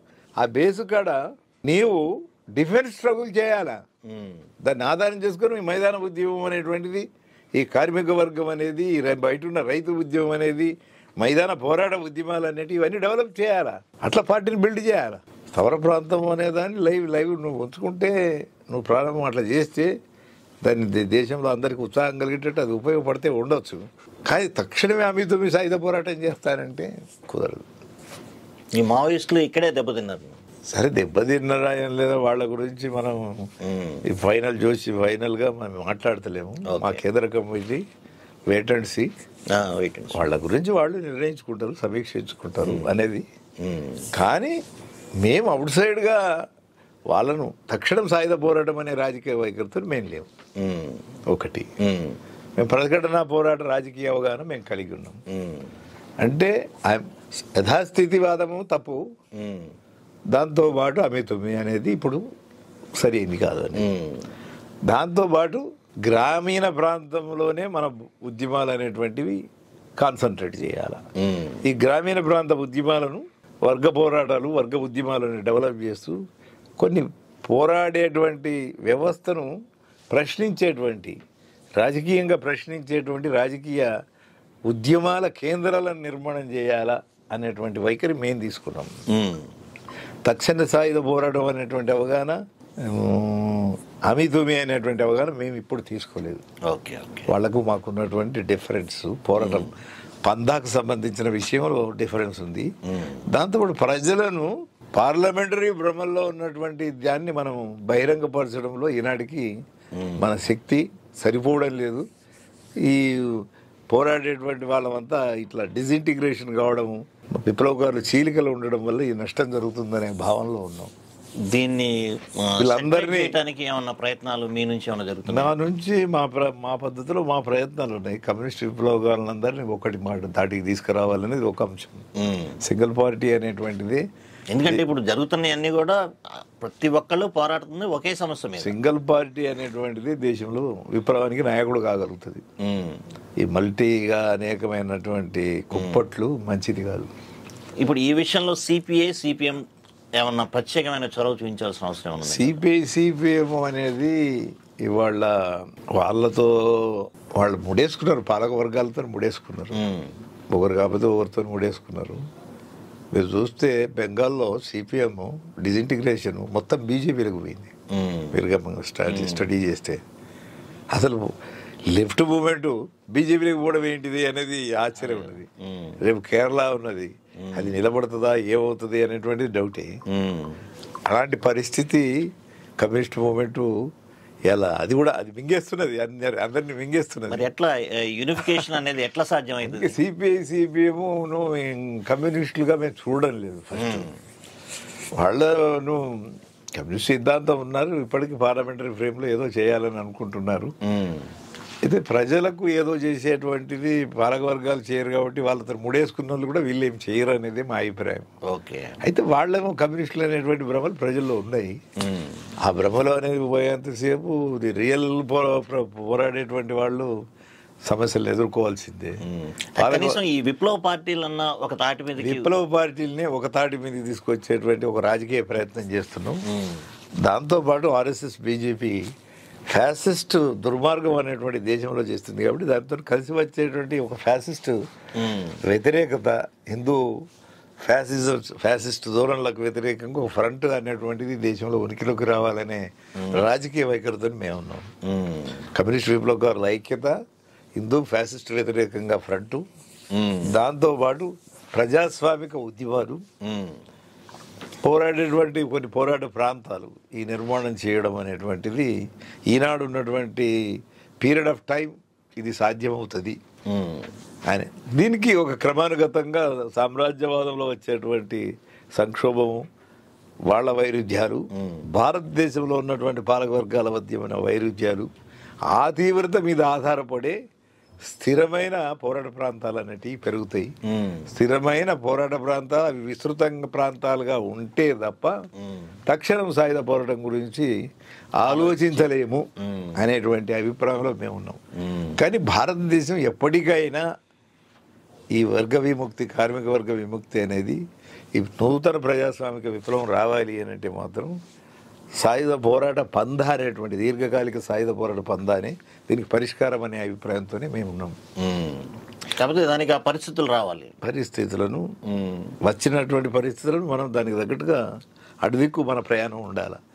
అటు కమ్యూనిస్టు సిద్ధాంతం ఆలోచనలు ఉన్నోళ్ళు ప్రజలు ఉన్నారు, వాళ్ళ సమస్యలు ఉన్నాయి, పార్టీ అనేది ఉండాలి. ఇక అవకాశం ఏ అవకాశం వస్తే ఆ అవకాశాన్ని మనం ప్రమోట్ చేయాలి, అడ్వాన్స్ చేయాలి అనేటువంటి స్థితిలోనే ఈనాడు ఈ స్టేజ్లోనే మేము ఉన్నాం. ఒక చారు మజుందార్ సిద్ధాంతాన్ని విశ్వసించి దండకారణ్య కాన్సెప్ట్ను ఒక 30-40 ఏళ్ళు వాళ్ళు కొనసాగించి ఇలా అంతిమ యుద్ధమని ప్రభుత్వం ఒక ఫ్యాసిస్ట్ నిర్బంధం తీసుకొస్తున్నప్పుడు దేశవ్యాప్తంగా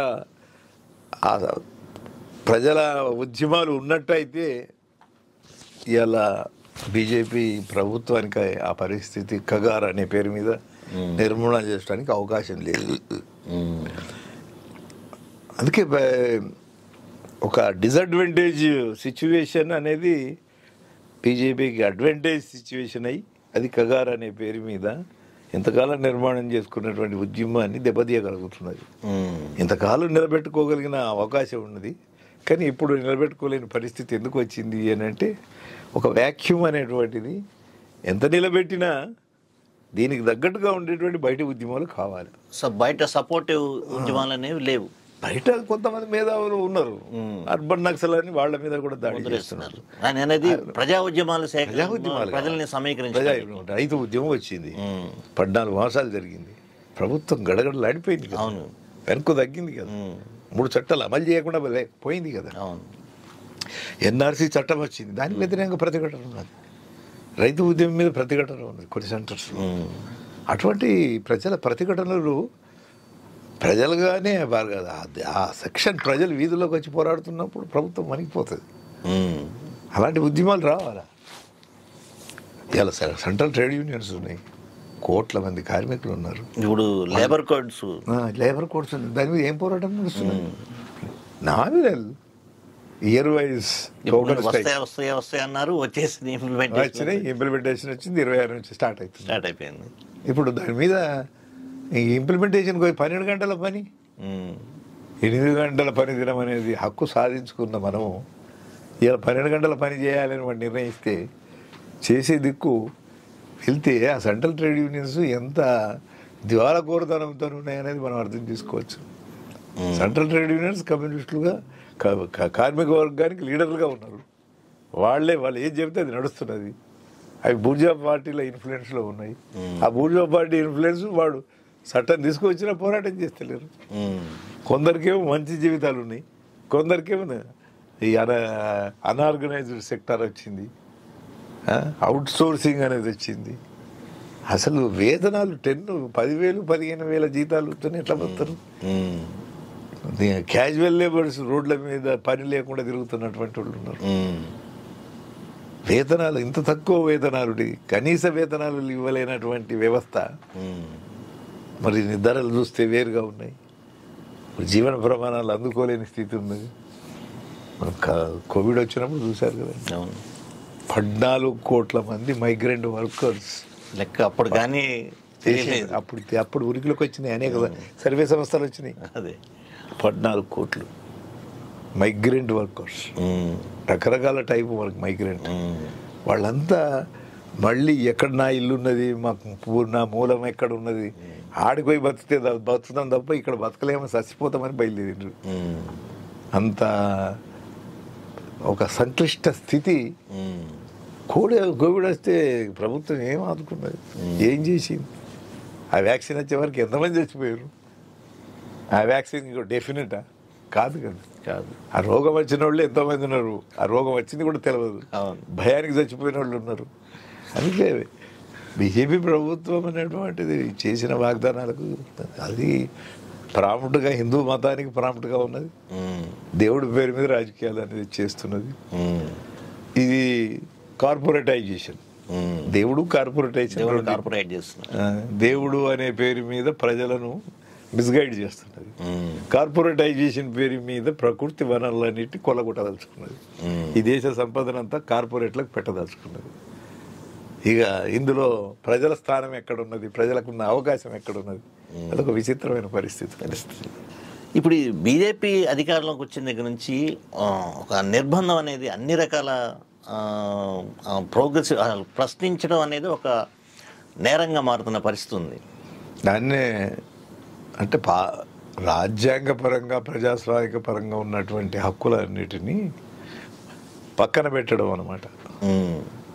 కాంగ్రెస్ ప్రభుత్వం ఉన్నప్పుడు కూడా, ఇతర ప్రభుత్వాలు ఉన్నప్పుడు కూడా ఈ నిర్బంధాలు పెట్టారు, పెట్టలేదని కాదు. కానీ అప్పుడు కనీసం ప్రకటిత ఉండేది, అన్డిక్లేర్డ్గా ఉంది, అన్డిక్లేర్డ్గా ఉన్నది. ఇది అర్బన్ నక్సల్స్ అనేటువంటి పదం ఇవాళ రాహుల్ గాంధీ కూడా ఎక్స్టెన్షన్ చేశారు. ఇవాళ బీహార్ ఓటు చోరీ కార్యక్రమం ఆయన తీసుకొని ఏదో చేస్తుంటే ఇతనికి ఉన్నదిగా, ఇతని ఎజెండా ఏమన్నది భారతదేశం ఎజెండా అర్బన్ నక్సలిజం, దాంతోపాటు ఇస్లామిక్ టెర్రరిజాన్ని సపోర్ట్ చేస్తాడు, అర్బన్ నక్సలిజం సపోర్ట్ చేస్తాడు. ఇతను భారతదేశం గురించి, భారత ప్రజాస్వామ్యం గురించి ఆలోచిస్తున్నాడు అని ఆయనను కూడా రేపు లోపడేసిన ఆశ్చర్యపడ అంటే రేపు రాసిస్ట్ నిర్బంధం వస్తే అపోజిషన్ లోపడేస్తారు కదా, వస్తారా? అపోజిషన్ కూడా అవకాశాలు ఉండవు. ఇంతకుముందు కూడా చూసిందే కదా ఎమర్జెన్సీ టైంలో. ఎమర్జెన్సీకి కొంత దాని పరిమితి ఉన్నది. ఆ ఎమర్జెన్సీ కన్నా ఇది భిన్నమైనటువంటిది, ఇది రిలీజియస్ ఆస్పెక్ట్ ఇందులో రంగంలోకి వస్తున్నది. ఆర్ఎస్ఎస్ రిలీజియస్ ఆస్పెక్ట్, హిందూ మనోవాదం అనేది కూడా ఇందులోకి వచ్చి చాలా సమస్యలను సృష్టిస్తున్నది. ఇక మనుషులు అన్డిక్లేర్డ్గానే జరిగేటివన్నీ జరుగుతూనే ఉంటాయి. మనుషుల మీద ఫిజికల్ అటాక్స్ అన్నీ నడుస్తూనే ఉన్నాయి. వాళ్ళెవరు నాస్తిక్ హేతువాదులు, కలువుర్గి వాళ్ళ 2-3 చంపారు కదా. మరి మహారాష్ట్ర దానికి జవాబే లేదు, దానికి జవాబు వాడు ఆన్సరే ఇవ్వలేదు. వాళ్ళ మీద కేసులు పెట్టి సాయిబాబాను కూడా చంపేసినట్టే ఒక విధంగా. సాయిబాబా అంటే డైరెక్ట్ మావోయిస్ట్ పార్టీతో లింక్ ఉన్నది కాబట్టి, కాకపోతే ఆయనకున్న డిజేబుల్డ్ కాబట్టి అది మనం సభ్య సమాజం అంగీకరించినటువంటి ఒక క్యారెక్టర్ ఉన్నది కాబట్టి సాయిబాబాను సరే దాని మీద కూడా రాజీ పడలేదు. ఆయన నేను నిలకడగానే ఉన్నాడు. వాళ్ళు హింస చేశారు, జైల్లో పెట్టి ఆయన రోగాలు పెంచే పనిచేసారు. ఆఖరికి ఆయన మరణానికి కారణమయ్యారు. వరవరాజులు కూడా అదే పరిస్థితి, ఇలాంటివి చేశారు. అందుకొరకు అర్బన్ నక్సల్ అనేటువంటి పేరు మీద ఇలా సమాజం టెర్రర్ క్రియేట్ చేస్తున్నారు. ఇలా కగారు పేరు మీద ఈ టెర్రర్ మొత్తం డెమోక్రటిక్ మూమెంటే రేపు సమస్యగా ఉండే పరిస్థితి ఉన్నది. అయితే ఇది ఎట్లా, దీన్ని ఎవరు ఎదుర్కొనాలి, ఎవరు దానికి లీడ్ చేయాలి? ఎవరు ఎదుర్కొంటారు? భేదించేవాళ్ళు, దాన్ని ప్రశ్నించేవాళ్ళు. దేశంలో ప్రజాస్వామిక శక్తులే బయటకు రావాల్సిందే. అంటే ఇన్ని రకాలుగా విడిపోయి ఉన్న టైంలో ఈ చిన్న చిన్న వాయిస్లు, విడిపోయినటువంటి వాళ్ళం ఐక్యం అవుతాం. ఐక్యం కాకుండా ఎలా ఉంటాం? అన్ని రకాల వాళ్ళు ఐక్యం కావాలి. ఫ్యాసిస్ట్ ప్రమాదానికి వ్యతిరేకంగా మనుషులు వన్ సైడ్ అనేటువంటిది రాజకీయ అధికారం వచ్చిన తర్వాత అపోజిషన్ అనేటువంటిది అది ఏ రూపంలో ఉన్నా, ఎన్ని పరిమితులు ఉన్నా ఐక్యం కావాల్సింది దాన్ని ఎదుర్కోవడానికి. లేకపోతే ఎగ్జిస్టెన్సే ఉండదు. అదే సిస్టమ్ అనేటువంటిది దానికి హక్కులు లేని వ్యవస్థ అవుతుంది కదా, నోరు లేని వ్యవస్థ అవుతుంది. అన్ని రకాల హక్కులు, రాజ్యాంగం అనేటువంటిదే మైనస్ అయిపోతుంది కదా. ప్రజాస్వామ్యం అనే దానికి అర్థం ఏం పాడైంది? ఇప్పుడు మిలిటరీ గవర్నమెంట్స్, లేకపోతే ఇప్పుడు ఇరాన్ ఇస్లామిక్, వాళ్ళకి ఏం చట్టాలు ఇంప్లిమెంట్, ప్రజలకు ఏముంటాయి? ఏది చెప్తే అది వినాలి అంతే. What I say you listen అనేటువంటి లైన్ వస్తుంది. అదే ఓకే, అపోజిషన్ ఫ్యాసిజాన్ని కూడా ఎదుర్కొనే రాజకీయ శక్తులు ప్రజల్లో నుంచి వస్తాయి. Time, it will takes time. కొన్ని నష్టాలు కష్టాలు ఈ మధ్యకాలంలో జరుగుతాయి. అదే నిరాశ అవద్దు, నిరాశావాదం పరిష్కారం కాదు. కగార్ అనేది ఒక ఎక్స్పీరియన్స్, వాళ్ళ లైన్ ట్రాన్సిషన్, రీఅలైన్మెంట్, రివైజ్ అవుతుంది వాళ్ళ ఫోర్సెస్ ఇంకొక పద్ధతిలో.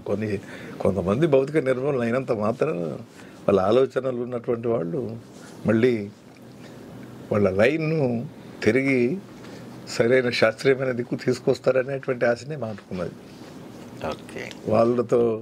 వాళ్ళంతా కూడా మళ్ళీ సరైనటువంటి మార్గం దిక్కు వచ్చి పరిస్థితిని ఎదుర్కొంటారు, లైన్ ముందుకు తీసుకెళ్తారు. అంటే మళ్ళీ ఎక్కడ ఆగిందో అక్కడి నుంచి వాళ్ళు కంటిన్యూ అవుతారా, లేదా మీరు ఇందాక అన్నట్టు క్షేత్రస్థాయిలో వర్గ పోరాటాలని ఉధృతం చేసుకుంటూ ఆ విధంగా ముందుకు పోతారు? ఇప్పటికైనా అట్లనే కంటిన్యూ అయితే కంటిన్యూ కాలేదు, మార్పులు చేసుకుంటే కంటిన్యూ అవుతారు. వీళ్ళ భవిష్యత్తు విధానం ఎలా ఉండాల్సి ఉంటుంది? భవిష్యత్తు విధానమే ఉన్నది, భూమిని కదిలించాలా, ప్రజలను కదిలించాలా, కోట్లాది మంది కార్మిక వర్గాన్ని వీధిలోకి తీసుకురాకుండా, రాజకీయంగా సంసిద్ధం చేయకుండా ఒక ప్రత్యామ్నాయ రాజకీయ వ్యవస్థ దిక్కు ఎట్లా తీసుకెళ్ళగలుగుతాం? అది సాధ్యం కాదు. ఓకే, వాళ్ళైనా మారాల్సిందే. ఇట్లా మారుతారని అనుకున్నారు, ఒక రిజిడ్ పద్ధతిలో, ఒక మొరటి పద్ధతిలో ప్రయత్నం జరిగింది. త్యాగాలతోనే సమాజాన్ని మార్చగలమనేటువంటి ఒక అంకిత భావం ఉండాలి, త్యాగాలు ఉండాలి. వేల మంది త్యాగాలు చేశారు కదా, ఆ త్యాగాల యొక్క నుంచి ఇప్పుడైనా పునరాలోచించకపోతే దీని కంటిన్యూటీ శత్రువు కదా. మనం బలి కావడం కాదు కదా. ఇప్పుడు అమ్మవారికి బలి కావడం అనేటువంటి వైఖరి మనది కాదు కదా, అది మార్క్సిజం కదా. అందుకని ఈ మార్పులు సంతరించుకుంటాయి, వాళ్ళలో కూడా మార్పులు వస్తుంది, లైన్ మారుతుంటుంది. Line transition period, this is the period of line transition. Okay, కష్టాలు నష్టాలు ఉన్నాయి, ఎవరు ఎటు అవుతారు అనేది మనం ఎప్పుడు ఫైనల్ చేయలేము, దాని మీద కామెంట్ చేయలేము. ఓకే, అదే మావోయిస్టులది. ఓకే, ఒకటి సార్, ఇప్పుడు తెలంగాణ సాయుధ పోరాటం విరమించే సమయంలో రావినారాయణ రెడ్డి గారు సాయుధ పోరాట విరమణకి సానుకూలంగా ఉన్నారు. ఇప్పుడు మావోయిస్టులు సాయుధ పోరాట విరమణ, ఈ రెండింటిని ఎట్లా చూడొచ్చు? ఈ రెండింటిని అప్పుడు ఉన్నటువంటిది దాన్ని సాయుధ పోరాట విరమణ అనేది పోరాడేటువంటి రాజకీయ శక్తులన్నీ కూడా అది తప్పు అనేది చెప్తున్నాం. అయితే అప్పుడు నువ్వు నెహ్రూ మీద, అప్పుడే భారత స్వాతంత్రం వచ్చింది, నెహ్రూ మీద భ్రమలతోని, రష్యా మిత్రుడు నెహ్రూ కాబట్టి ఇచ్చి ఏవైనా ప్రజాస్వామిక ప్రక్రియలో మనకు అవకాశం ఉంటుంది అనేటువంటిది ఒక భ్రమ ఎక్కువ ఉన్నది. కానీ ఇప్పుడేం భ్రమ ఉన్నది? ఇది భ్రమకు సంబంధించింది కాదు. ఆ లైన్ ఇక ముందడికి తీసుకెళ్ళలేమనేటువంటి స్వీయాత్మకమైనటువంటి లైన్ ముందడికి తీసుకుపోలేమనే నుంచి వచ్చింది. శత్రువు మీద భ్రమ కాదు. ఇప్పుడు ఉన్నటువంటి వాళ్ళు మాట్లాడుతున్నది బై ఫోర్స్డ్. మేము ఉండి ఈ సమాజం పరివర్తన గురించి మళ్ళీ ఆలోచించాలన్నా, త్యాగాలు చేసి చనిపోయి చరిత్రకు మిగిలిపోవన్నా అనేటువంటిది వాళ్ళకు రావచ్చు. కేశవరావు ఆయన ఒక అవకాశం ఉన్నది, వాళ్ళతో కింద కేడర్ తప్పించడానికి రెడీ ఉన్నారు. వెళ్ళమంటే వెళ్ళలేదు, నేను చావడానికి సిద్ధం ఉన్నా అన్నాడు. ఆయనకు ఎదుర్కొన్న సమస్య అది.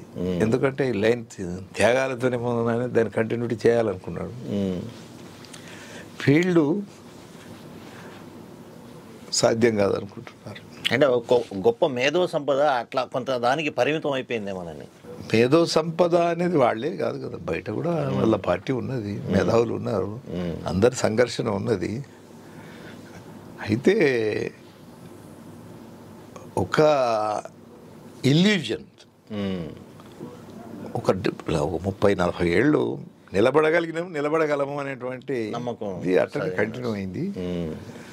అయితే నిలబడగలమా లేదా అనేటువంటిది ప్రశ్న వేసుకోవాల్సిందే. ఇంత కార్మిక వర్గం ఉన్నది, వాళ్ళు విప్లవంలోకి రాకుండా విప్లవం ఎట్లా ముందడికి పోతుంది? ప్రశ్న రావాలి కదా. అదే బయట ప్రజాస్వామిక ఉద్యమాలు రాకుండా ఈ లిమిటెడ్ ప్రాంతం మనం ఎట్లా అమితుమి ఆఖరి వరకు పోరాటం ఎట్లా చేస్తాం? లిమిటెడ్ ప్రాంతం అనేటువంటిది పరిష్కారం కాదు కదా. దండకారణ్య అనేటువంటిది కూడా భారతదేశం ఇంత విశాలమైన ప్రజల ముందట అది చిన్న ప్రాంతం అవుతుంది కదా. అది కొన్ని జిల్లాలకు, అనేక జిల్లాలకు జనరల్ రాజకీయ ప్రచారం జరగవచ్చు. దేశంలో వాళ్ళు లెక్కలు ఇస్తున్నారు 100కు పైగా జిల్లాలు ప్రచారం అయిందని.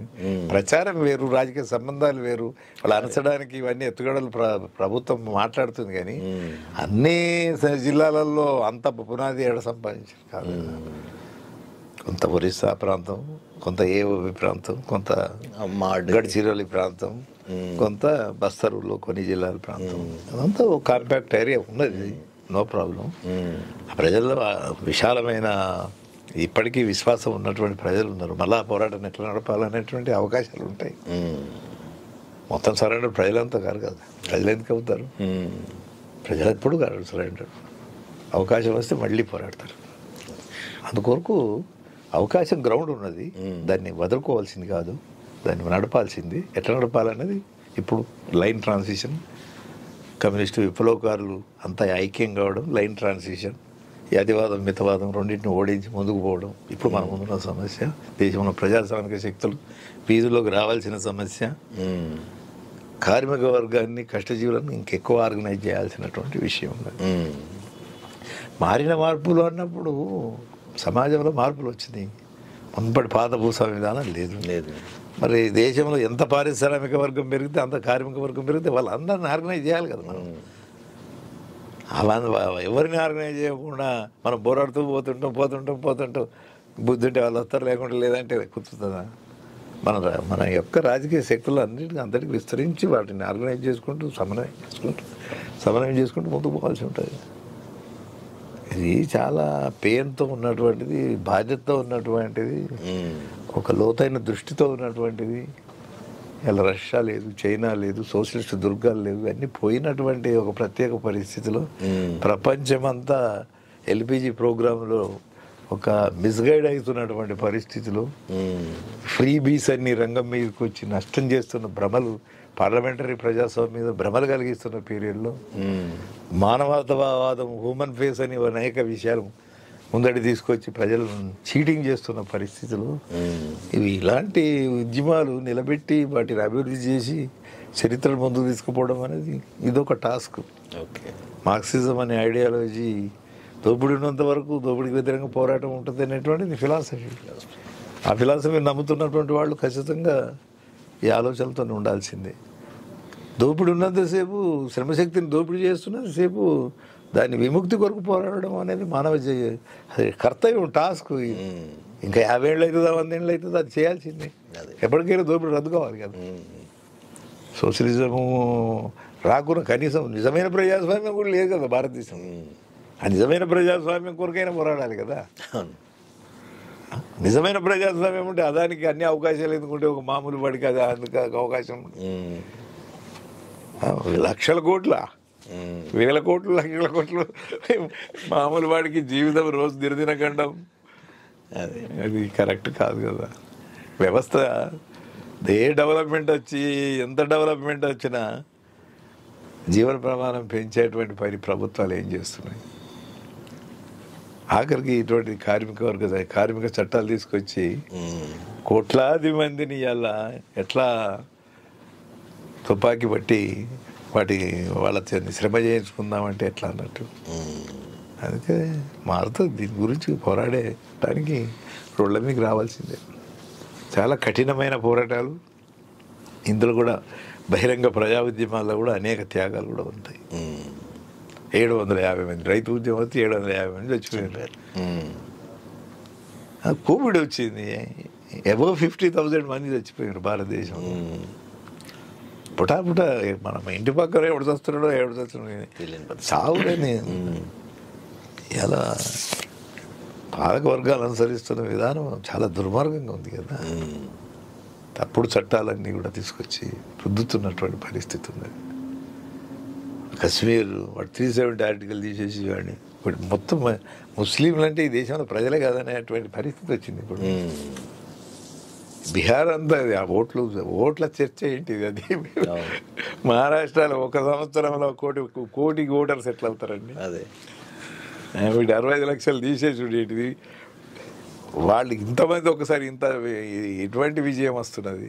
థ్యాంక్ యూ సార్, వచ్చి ఇంతవరకు అనేక వివరాలు పంచుకున్నందుకు చాలా ఓకే.